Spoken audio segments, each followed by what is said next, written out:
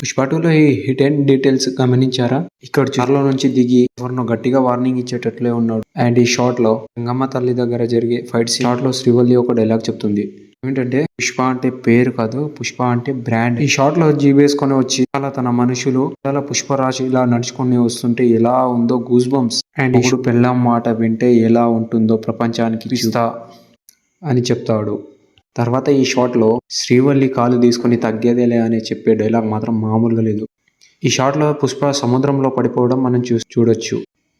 ఇందులో బన్వర్ శిక్షకాత్ గారిది కిల్లర్ అనుకుంటా, మామూలుగా లేడు. షాట్ లో చూస్తుంటే ఇక్కడ చైనాలో కూర్చొని డీల్ మాట్లాడడం మనం చూడొచ్చు. షాట్ లో కొట్టించి పీయడం మనం చూడొచ్చు. ఆ సగం గుండు మెళ్ళో చెప్పులు ఆడపిల్లన్న అన్యాయం చేసి శిక్ష తప్పదనుకున్న షాట్ లో పుష్పరాజ్ ఒక డైలాగ్ చెప్తాడు.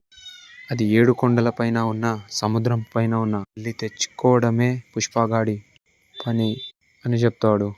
ఈ షాట్ లో ఒక డైలాగ్ చెప్తాడు భయ్య, పుష్ప అంటే నేషనల్ అనుకుంటారా, ఇంటర్నేషనల్. ఈ షాట్ లో సముద్రం నుంచి అరకు తీసుకురావడం మనం చూడొచ్చు. ఈ షాట్ లో ఆ చీరను ఇలా చేయడం కొత్త ర్యాంపరాజకం.